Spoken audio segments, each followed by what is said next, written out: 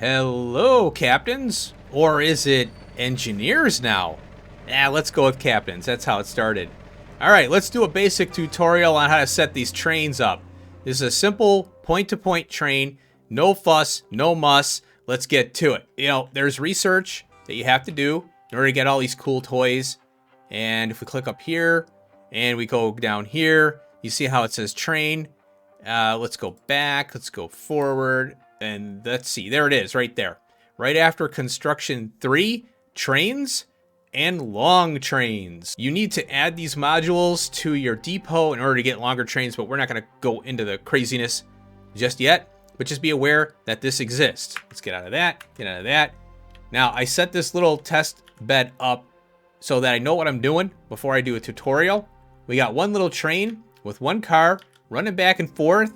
It's loading up with rock. Coming over here, unloading the rock. It's belted back so we can keep this thing going. Here's the depot. I have a cross over here for the trucks and a fueling stop. Let's go over here. And magically speaking, we have a new one to test with because I don't want to just show you what I got. I want to actually do it so you can see what all the clicks and things that we have to do. Now, this one's a little different. Okay, I have a stop. Oh, this is a train station, and we have a loose station module connected to it. You can put the station anywhere, but there's a reason why you don't want to do that, and I'll get into that once we start rolling here.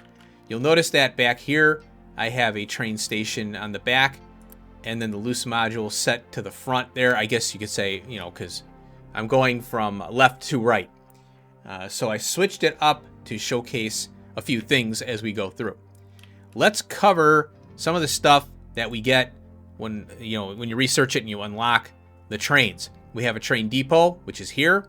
We have the train extension. Like I said, you have to place these down in order to get larger trains. And yes, you can have, I think, up to 100 train cars. So you have to research that additionally, like I said. Then we have the unit loose fluid. These are the loaders. This is as big as it gets. You don't get anything more than this. You have an empty station module. You have a steam fuel module, which I'm not using in this network. But if you did, when you're starting out, you have coal, you have water.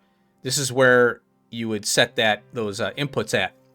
And then we have the fluid fuel module, which is diesel. They do not have hydrogen. They might come later, but I think Captain Merrick was saying that hydrogen in trains doesn't make sense. So I think it's just going to be diesel. We have the train station. When you place a train station, you're obviously going to load, then unload. It gets married to any one of these or multiple. And I'll showcase that when we get to the point of setting up our line and our schedule. And then we have our level crossing entrance and level crossing entrance large. And there's a goofy thing about these. First off, we have the new GUI here, so we have to select number 1. If you want your trucks to go over your rail, you have to set 1, flip it, then 2, and then you have that's part 1, 2 of 3. Then you need to install a level crossing right here. This is the centerpiece. And you'll notice that it's green. It actually takes the rail section out and replaces it with this one. So let's go over here to my existing train test area. And you'll see that this is the up, the one side. This is the other. And then we have the center. You cannot place the center with a train actively running on the rail. So I highly recommend that you find out if you're going to put a rail in, somewhere. Say, for example, I was going to go, I was going to set one up over here. I have it set up for medical 3 right here. And you'll see that I have lots of train traffic over here. So you'd want to set up your crossing for your trucks before you get your train running. It's not difficult to do it afterwards. You just send the train back to the depot and pause it. But it's easier to do it before all that happens there. So this would be a potential crossing right here. You might want to set your train this way. Maybe put the crossing here or over here. And then you note wherever else they're going to be crossing over, like over here, past the solar bank. And then we've got a lot of activity here, as you can see, for the settlement. So this would be a very high traffic train area for dumping off the goods and stuff there. So I just wanted to point that out. And let's find our little network over here. So that is what's going on here. I am going to, you know what? I'm going to Unity build this. We might as well.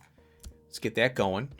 And if a truck comes by, we'll see what's going on. But I don't think trucks are going to go through here as much. All right. So now let's go over the rail. So we click on, this is buildings. Now we have train tracks. I haven't done anything with these three here. The pillars, the zone, exclusive zone, and the no stop sections. That's for, higher end tutorials. But we do have rail here and set direction. So let's place some rail, and I'll showcase a few little things you need to know here. So just like belt. Now, by default, let's click on this thing, the set direction. And you're active because of this icon here. I wish it just kept this highlighted so you're on it, because you could have this one highlighted or that one or this one. I don't know which one I have highlighted. So it'd be nice if they left this on, and then they have a tooltip here to tell you what you're doing. So you notice that right click, once this is active, it's telling us right click on the rail. So the rail highlights, click, and it switches direction. Click on it again, it's bidirectional. So it goes through left to right to left, and bidirectional. So that's how you set up your paths. And you'll see that all these are bidirectional here because this is just a test area. So let's go ahead and we'll remove that. Now, let's get into the other part here. This is where the rubber meets the road, so to speak. We have two ways to access Train Lines Manager. Down here in the hotbar, and you'll see that I already have a train here to speed up the tutorial. And this is unassigned train. But so you would come here, you want to set up your lines first, and then set up your schedule. And then you can build your train. So in that order. So let's get out of there and click on the depot. And we'll move this right here, I guess. So again, you'll see that I have a train all ready to go. It's got one diesel locomotive and two cars, hoppers. I did this to speed up the tutorial here. So you notice that we don't have, it says new line here and new train. Well, we don't want to do a new train yet. You can click on this here and it brings up, what is this? Train depot contains an invalid next schedule. Oh, I don't know why that's coming up here, but let's delete that. Get out of there. Okay. So this is the one I have existing right now. Now let's go ahead and click on new line. And we have line 16 here. Let's go ahead and change the color, for whatever reason. And then over here now we have add stop. So let's close that because that was the depot one. Click on the train station. You'll notice that it's all highlighted in green. So when you put down a station and any number of these modules here, it will count as one unit. So we'll click on that. Now we want to add a new stop, and that is the loader here. So there we go, we got it. And while we're at it, let's add another stop, which is the fuel. Another thing that I want to do is just name this test instead of 16. So there we have our test line. You can move these around. So we got load, unload, and all this stuff here. One thing you want to do, before I forget, we'll set this up now, is we have a separate train fueling area here. It's not integrated into the stop. I wanted to test the feature out and also display it here. So we're going to click on this. When enabled, only trains with low fuel are allowed here, below 30%. So we want to click on that one because otherwise this schedule here the train will keep going back to refuel, even though it doesn't. We want the train to run a bunch of times before that, you know. So there we go. Now we can click on trains here, and notice how we don't have any. That's fine. Let's go to our depot, and there's something else I wanted to talk about here. Yeah, make sure that you have the correct radio button pushed for the stop or the station. So we are unloading here, and then this one is loading. And then also the filter is set to rock. I trucked this stuff in here.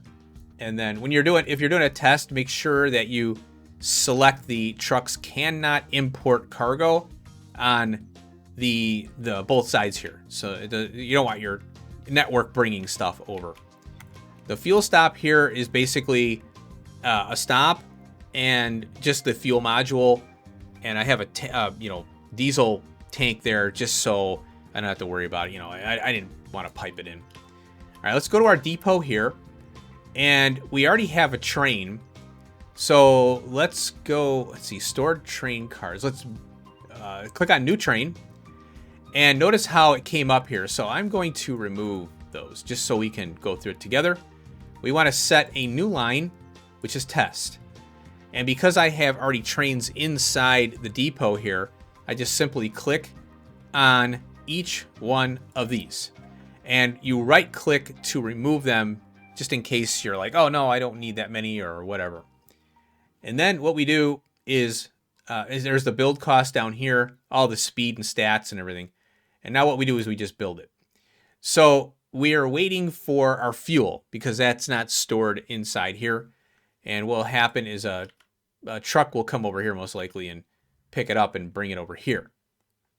There's our fuel, finally. So another thing I want to mention here is that you can pause the depot. What this is a vehicle depot similar to, and you can pause it to recover workers. There's 8 workers there. Each station takes 1, and the train takes 2. There we go. Or each locomotive. So what it does, it's going to the load first, and I wanted to showcase a 2-car load unload because it's different than the one I have there. So notice what it's doing. It's backing up and backing up again. So what you have to ensure is that you have enough room for the train to do its thing. And then likewise here on this side here for the unload, notice how the diesel engine is kind of protruding here. So it's going to advance, and then that's the end. So you can place a blank if you don't want to unload, you know, if you only want to unload to 1, what you want to do is put a blank piece in, and then potentially a fueling stop if you want one here, and then the train station. And that would, you want it all contiguous here. But for this particular example, you don't need it. Just to have a stub here. So when this train fuel drops to 30, I think it's 29, then it activates its fueling flag, and it goes, hey, I need to fuel. It will cross over here, and it will stop exactly right here on this particular fueling spot. It has a capacity of 150 in there. And I think let's see here. This is a global fueling stop. If you had a fueling stop incorporated into your station, what you want to do is, let's go to our station here. And then we click on schedule. And this one here, I think you would want to turn off. So the train, you don't want random trains coming to a stop that's high throughput. Because the main reason you would want a fuel stop integrated into your station network here, whatever you want to call it, is to make this train faster. So it doesn't have to stop and go to a fueling area and then get back into business. You want the fueling to happen while it's loading and or unloading, and then get it, go on its merry way. And you don't want other trains coming here to block the train itself. So this would be an instance where, it's power, for, let's say nuclear power, you're, delivering uranium or something. Well, you don't want to interrupt that train at all. You don't want any other trains coming in here. And you want this train to fuel up and unload at the same time and get back to getting uranium. So that's about it. I wanted to make this simple to showcase some basic stuff here to get you up and running with a point-to-point train, and then you can expand from here. I'm not sure if I'm going to do any more tutorials, but you know, if I come up with other ideas, I sure as heck will try and create some more. So I hope you enjoyed. I hope this helps. Go out and build some trains, Captain. Peace out.